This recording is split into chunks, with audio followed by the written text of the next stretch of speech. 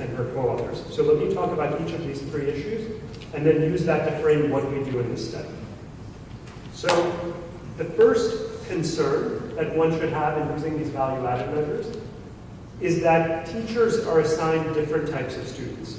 So we all know that. It's not like every teacher gets a random draw from the distribution of students or gets the same types of students, right?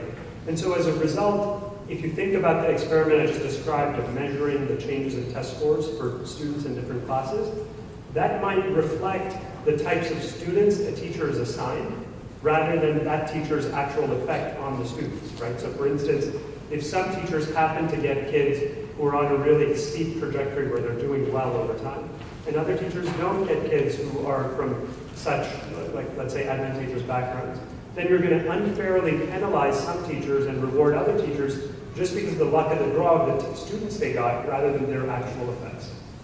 So the standard approach, researchers have recognized this problem and school districts recognize this problem.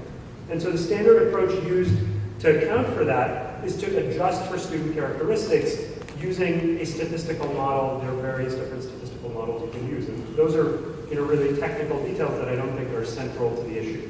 The question is whether whatever statistical adjustment people are doing to try to level the playing field across all these classrooms, is that adequate to isolate teachers' causal impacts? Or are we still having differences across these classrooms such that we're not accurately characterizing teachers' impacts? So this is not just like a technical statistical issue, it's actually critical for the policy debate, right?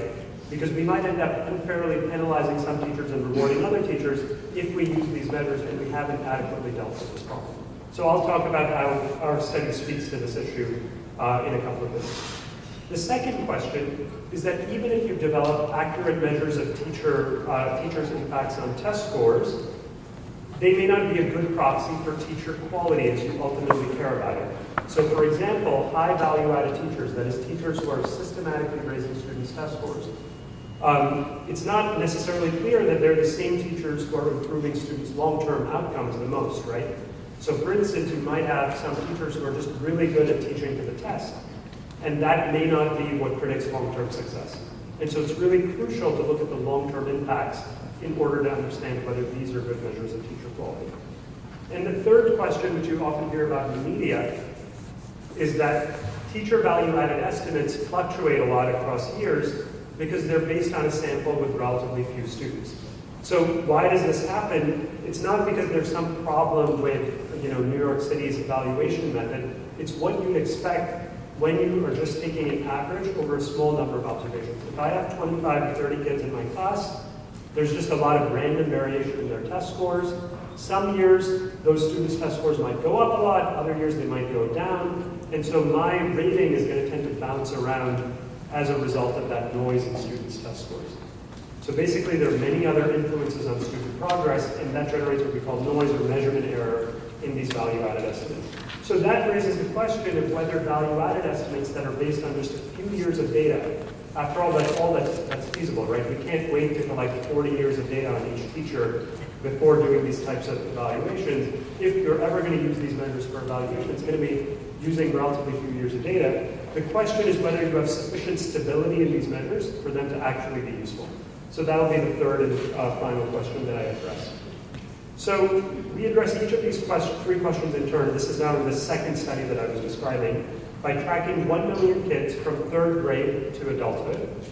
And just to be clear on the scope and scale of the study, we're using information from 17 million tests and thousands of teachers. Okay, so this is a very big data set and a broad study, which is why we're able to characterize some of these impacts so precisely.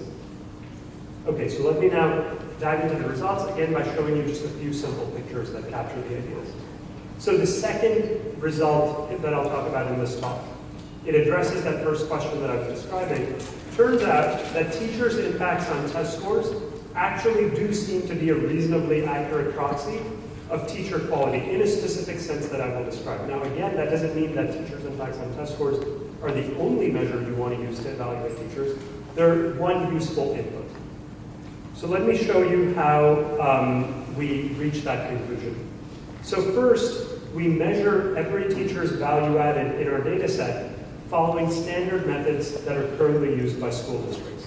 So the idea of our study is to say, let's take what Chicago or New York are currently doing to measure teacher value added. Let's take exactly those measures, and let's ask what their properties are in terms of long-term impacts and in terms of their accuracy.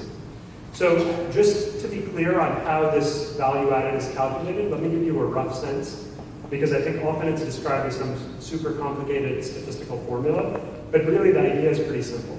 So you calculate each teacher's value added in 3 steps. First, you calculate every student's test score gain from the year before.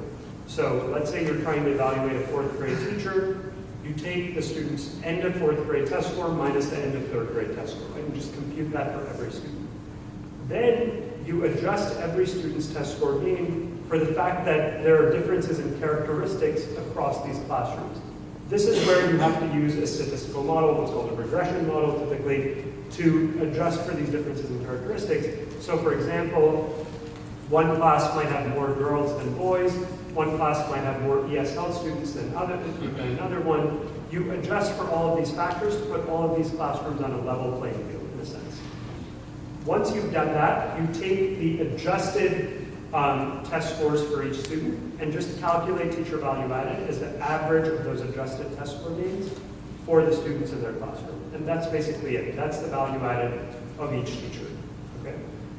Now, what we want to know, coming to that first question, is whether that procedure gives you an accurate measure of teacher quality, or is it picking up other contaminating factors that might vary across classrooms that have nothing to do with the teacher's effect.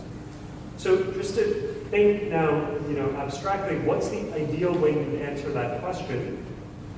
What you'd like to do is randomly assign students to high and low value added teachers and see if the teacher's value added correctly predicts the student's test score. So for instance, suppose I've identified Mrs. Smith as a very high value added teacher.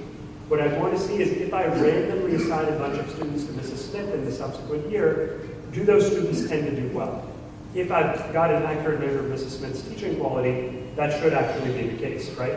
Now, we can't actually run such an experiment, right? That's, I think, the fundamental challenge of research in education, economics, and the social sciences more broadly. The question is, how do you figure out these causal effects when you can't actually run experiments like you would ideally do, like what we do in science, right? So what we're going to do is use what's called a quasi-experimental technique, which is trying to basically find something that looks like that experiment in this big data set. And in particular, we're going to use the fact that there's a lot of teacher turnover, so there are lots of new teachers coming in, there are lots of teachers leaving, and we're going to ask the question, when a high value added teacher arrives at a school, do test scores go up as we would predict? So let me show you concretely how we make this work. So suppose I'm tracking one school over time and looking at a specific grade and a specific subject like math. And these are different years, okay, different sets of kids, 92, 93, 94, okay, and we're tracking the school over time, and there are different sets of teachers who happen to be teaching that grade in that school, right? So let's say that in 1995, the notorious Mr. Smith, who was not doing such a great job, was replaced by the much better, say Mrs. Noyce, who comes into grade 5 in 1995, okay? And the other teachers stay the same. The question is what happens to test scores and what happens to student outcomes right at the point that new teacher enters. And here's what happens. Here's a graph that shows you that. So what we've done here is taken a bunch of cases, I think there are 2,000 cases in the data, where a teacher who we rank as being in the top 5% based on prior data enters this school grade cell, okay? So they start to teach in this grade in a particular school. That's in year 0. And then we look at what happens to the average test scores of the students just before versus just after the entry of that top 5% superstar teacher. And you can see, the graph is very clear. Immediately when that teacher enters, test scores jump for the students in that grade. And in fact, I'm not showing you that here, but what's really critical is that test scores jump by exactly the amount you would have predicted, given the way in which you rated that teacher. So that's a way of saying that the value-added estimates are basically doing a pretty accurate job of predicting teachers' impacts on these test scores. Suppose it were the case that all the value-added measure picks up is the fact that some teachers happen to have better kids than others. Then when we look at this experiment where this good teacher enters, you would not actually see a jump in the students' test scores. That's showing you that the teacher is having a causal effect on the students, okay, which is what we want to establish. One nice check of that idea is that you can plot test scores in the previous grade. So imagine this is a teacher entering 5th grade. That teacher should have no impact on 4th grade test scores, right? If our research design, if our experiment is set up correctly. And you can see that in fact 4th grade test scores in that school don't change at all. When that excellent teacher comes in, they raise test scores in the grade that they enter, okay? So I think that provides direct evidence that these value-added measures do actually have some content. They have some predictive power. You can see conversely that when a low value-added teacher enters in the bottom 5%, they end up pulling down the average test scores in that school grade. Okay, so that tells you that we have these reasonably accurate measures of teachers' impacts on test scores.